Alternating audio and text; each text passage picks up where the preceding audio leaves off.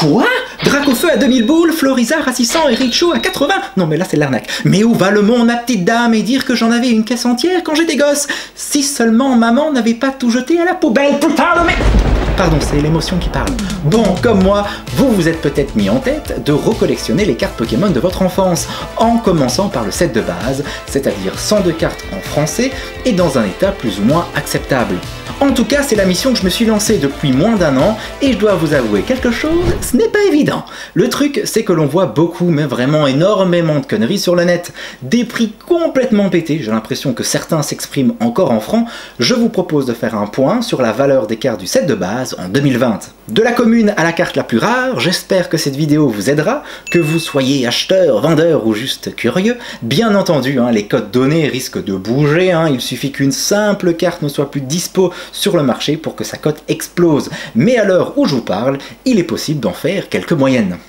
Et attention, je vois certains me dire à la fin de la vidéo « Ah oui, mais non, mais moi j'ai acheté Elector à 5 €, tu l'annonces à 15, tu dis de la merde, Berg, en fait, tu es une merde. Et toi d'abord, et ensuite, évidemment, il est possible de faire de très belles affaires quand vous achetez en lot, en vide-grenier ou encore sur certains groupes Facebook. Mais surtout, ce sont l'édition et l'état de la carte qui expliquent pourquoi deux mêmes cartes Pokémon, en apparence, peuvent avoir des cotes très différentes, allant du double au triple du prix. Je ne pense pas que ça soit nécessaire de vous expliquer la différence entre première et deuxième édition, mais repassons vite fait sur les différents degrés d'état d'une carte, que j'ai un peu simplifié. Si vous voulez la description complète, rendez-vous sur Pokécardex, le lien est dans la description.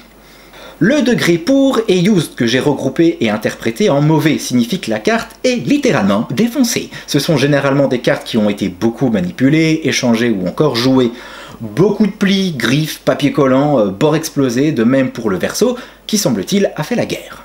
Vous l'avez compris, c'est de la carte qui a du vécu et qui a plutôt une valeur sentimentale. Le degré play de jouer, interprété ici en moyen, signifie que la carte a des traces d'usure, de rayures, les bords ou les coins qui sont abîmés, décolorés, décollés. D'un point de vue général, la carte reste potable, mais au premier coup d'œil, on voit assez facilement qu'elle a vécu. C'est généralement dans cet état que l'on trouve les anciennes cartes Pokémon, surtout sur le net ou alors en vide-grenier. Le degré bon, dans cet état, les traces d'usure sont minimes par rapport aux états précédents. La carte est bien conservée, les bords assez peu abîmés. Il y a quelques points blancs, voire noirs, de légères rayures pour les cartes, holo, mais même celles qui sont en standard. En résumé, il faut regarder la carte de près pour remarquer les quelques défauts. C'est clairement cet état qui m'intéresse pour ma collection. Le degré presque neuf, traduit de Near Mint, qui signifie que la carte est en très bon état général. Elle comporte des micro-rayures, mais rien de plus, presque aucun point noir, blanc, l'illustration ainsi que les bords de la carte ont été préservés, et je ne vous parle pas de l'état neuf Mint, presque introuvable, qui correspond à une carte sortie de booster ou extrêmement bien conservée, ayant gardé son état d'origine. Voilà, une bonne chose de faite, et on commence avec les 71 cartes communes et peu communes du set de base. Elles valent en moyenne 1 € à 1,50 € en bon et très bon état. Si vous voulez de l'édition 1, il faudra facilement multiplier ce nombre par 3. Même chose pour les cartes rares hors holographique qui cotent à 1,50 €, 2 €. Et rebelote, vous multipliez la cote par 3 si vous cherchez la First Edition, et petit détail qui a son importance, la carte dresseur, rappel et récupérateur valent plus que les autres. Et viennent ensuite les cartes holographiques, celles qui vont vous faire douiller. Quoique, j'insiste, il est possible de se faire plaisir si vous cherchez de l'édition 2 en moyen ou bon état. À partir de maintenant, et pour être le plus clair et précis possible, je vais utiliser un tableau. Retenez que les chiffres donnés sont des moyennes, et lorsqu'une valeur est notée en rouge, il s'agit d'une estimation, faute d'avoir trouvé un nombre suffisant de ventes réussies. Regardons ça de plus près et commençons en douceur avec Tignon, Fenard, Léviator et Macogneur. Des prix assez bas qui s'expliquent par une seule et unique raison. Ces 4 cartes étaient disponibles à l'époque dans des decks à thème Blackout pour Tignon, Fournaise pour Fenard, Découverte pour Macogneur et Grandissimo pour Léviator. Macogneur qui n'a été édité qu'en First Edition et uniquement dispo dans ce format chez nous. Ne vous faites donc pas avoir par ceux ou celles qui essaieraient de vous la vendre à un prix élevé en prétextant ce critère de première édition. Maintenant, 6 cartes Pokémon qui partagent à quelques détails près la même moyenne de prix. Elector, Nidoking, Melofée, Tartare, Magnéton et Levénard, qui lui un petit peu moins cher que les autres. Alors, juste pour rigoler, je vous invite à aller faire un tour sur Vinted et de sélectionner les plus beaux spécimens. Par exemple, nous avons ici un Elector en mauvais état, 2e édition, vendu à 20 €. Pas étonnant que personne ne l'ait encore acheté, même chose pour ce pauvre Tignon qui vaut à peine 3 €. Par contre, contre-exemple, ce Levénard à 90 €, édition 1, qui a le cul entre deux chaises, enfin je veux dire entre le bon état et le très bon. Selon moi, il s'agit d'une bonne affaire si vous le négociez à 10 ou 15 € en moins. Mais Hatzenberg, pourquoi tu n'as pas parlé de Mewtwo, qui lui aussi était, si je ne me trompe pas, présent dans le deck Zap? Car l'édition 1 en très bon état, voire 9, est très rare, encore plus que ses prédécesseurs avec une différence de prix assez importante. Et cette première édition, on ne la trouvait pas dans ce fameux deck Zap. Un Pokémon que j'affectionne beaucoup, sûrement parce que c'est un Pokémon Psy, tout comme Alakazam, qui est ma 2e carte préférée du set de base. Et c'est assez curieux, mais c'est un Pokémon, en tout cas une carte, que je n'arrive pas à trouver en bon et très bon état. Bon, c'est vrai, je ne me suis pas encore aventuré sur les groupes Facebook, faut-il peut-être que je m'y mette, mais attends, une chose à la fois. Continuons avec Greatshou, évolution de... Allez, vous avez une demi-seconde pour me le dire.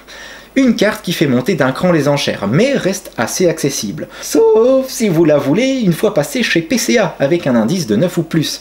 Mis à part ça, on reste sur une carte magnifique, qui dans ma cour de récré, je m'en souviens, s'échangeait assez facilement. Et en fait, je me souviens surtout que j'avais essayé de la négocier contre un Tortank. Allez savoir, l'affaire n'a jamais été conclue. Bon, 20 ans plus tard, je comprends car actuellement, elle se glisse dans le top 3 des cartes les plus cotées, suivie de très près par Florizard. Ma carte préférée. Et vous savez pourquoi, hein, je vous l'ai déjà expliqué en vidéo, et honnêtement, ça serait pour moi une très grande satisfaction de l'avoir en édition 1 dans ma collection.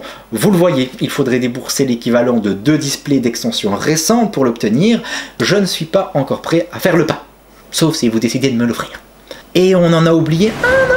Ah oui, c'est vrai ça, mais avant de vous le présenter, n'hésitez pas à laisser un petit pouce et à vous abonner si ce n'est pas encore fait, je sais, je le répète, mais c'est des petits gestes qui sont très importants, que j'apprécie et qui me motivent toujours à me surpasser, voilà. Bon, on en était où maintenant? Ah oui, comment il s'appelle encore lui? Je n'arrive jamais à retenir son nom. Dracofeu, connais pas, mais apparemment, c'est la carte la plus cotée du set de base. Même en mauvais état, pour une 2e édition, la note est salée. Et donc, imaginez sa valeur si elle est considérée comme neuve et passée chez Tonton PCA. Une carte qui fait rêver et que tout collectionneur aimerait avoir dans sa collection. Et je vous le jure, même avec du papier collant et déchiré, je m'en fous, je l'aurai un jour. Et voilà, cette petite mise au point se termine ici, mes amis. N'hésitez pas si vous avez des remarques, des précisions ou des questions. Je pense que je ferai dans un futur proche des mises au point sur les extensions Jungle et Fossiles. Dites-moi si ça vous tente, et en attendant, je vous dis à très vite. Prenez soin de vous et des bisous sur vos petites fesses.